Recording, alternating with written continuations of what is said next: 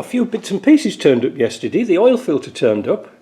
It's a bit longer than the other one, but according to the websites for 4BDT1 swaps, that's an acceptable filter to fit. A lot of people don't fit them because they haven't got room, because this is a lot longer. So with that fitted, I could crank up the engine to get the oil around it, and sure enough, oil came out no problem at all. You know, the oil light went out, so that was good. So now I've topped up the oil level, we should be good to go there. When the pump's all nicely full of oil, I bled it through. There's the little bleed pump there. You unscrew it and then pump it, and the actual bleeder itself to get the air out is just on the side of here. So that's kind of easy to do. Happy with that. There is an oil feed pipe. You can't just manually fill these pumps up, but there's a little thin pipe. You probably can just see traces of it. So that's teed into the side of the pump down at the bottom, and then it goes into the front cover here. That's done.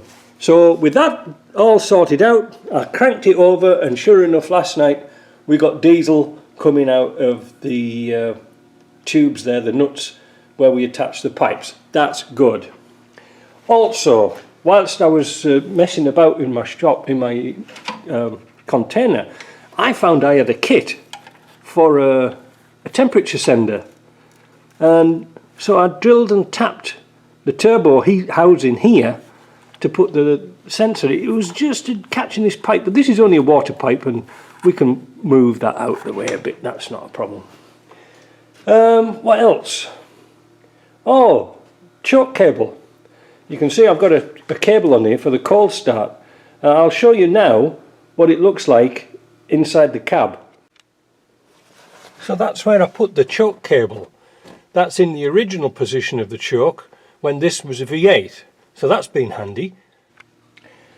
So yesterday I had a visit to JP, and he knocked me up some little furrows here to go on the end of the cable. Now this cable's a little bit too long, but I actually bit the bullet and got a cable cutting tool, some furrows, some connectors and bits and pieces. It wasn't very expensive, but in that means that I can put that cable, you know, sort of through here eventually. It did go through, but and then join it in the middle. So this is just put another cable going from here, loop it round and going into here for the cold start. So that's going to work out nice. That's my little gauge for the pyrometer, or whatever you want to call it, exhaust gas temperature thing. That's good, that's done. What else am I going to do today? Where have I put it? Oh yeah, here. I found a nice bend about here that's going to go down here to get rid of that kink in that pipe.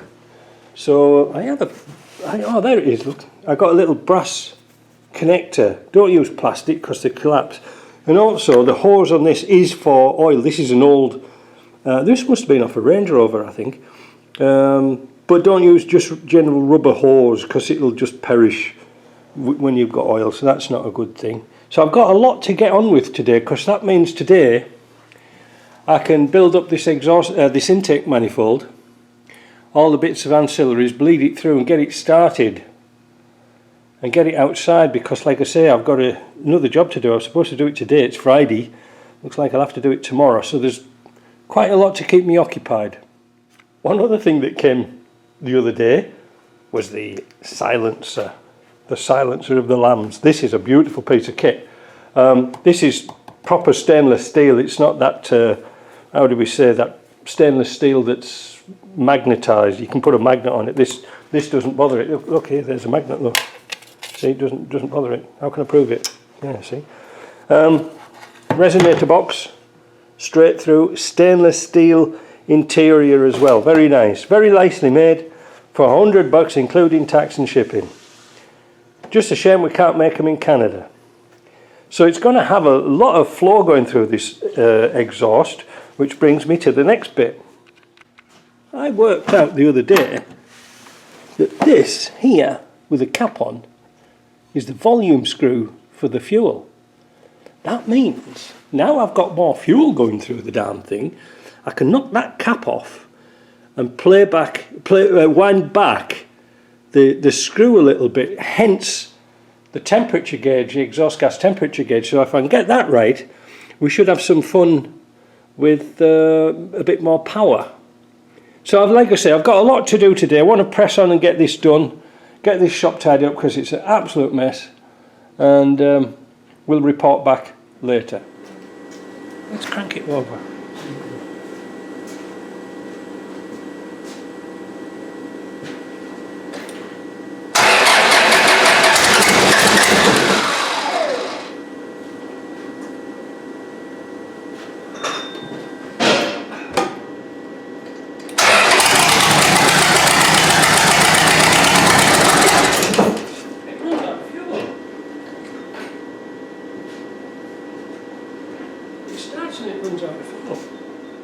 Well, what a muppet I was. I've been messing about with this for about an hour. Couldn't get it to run, couldn't get it to bleed through, wouldn't do anything. It would fire, but it wouldn't run. What the hell's wrong with it? It was so simple, it was stupid. You see the metal pipes here? Well, I must have moved this curly pipe out of the way so I could get the bracket, the pump, the filter off. Alright, that was easy, wasn't it? But I'd got the banjo bolts the wrong way around at the top, and one of them's got a spring in it to prevent, you know, your return, to prevent diesel being pushed into the spill return, so it only goes like a one-way valve. So I tighten it up. Just make sure everything else is tight now. I had electric pumps on it, I had all sorts of stuff going on. Couldn't figure it out.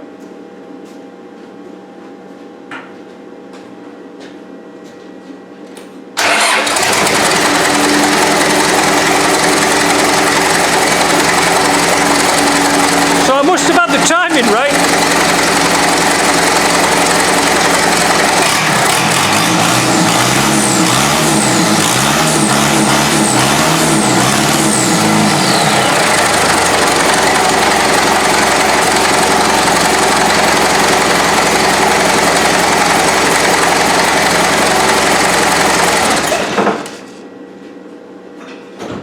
With real fire. Did you see it? Good, wasn't it? Yeah, there might be a bit more tuning up to do. I've got a kink in my stop cable. It doesn't work very well. But, oh, I see, I didn't fasten it down properly. Phew.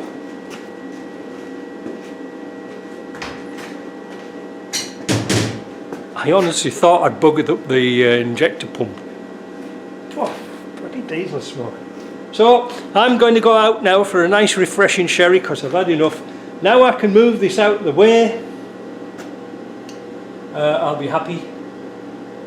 And I've got a few little bits and pieces to do yet, but I don't want to run it too long because I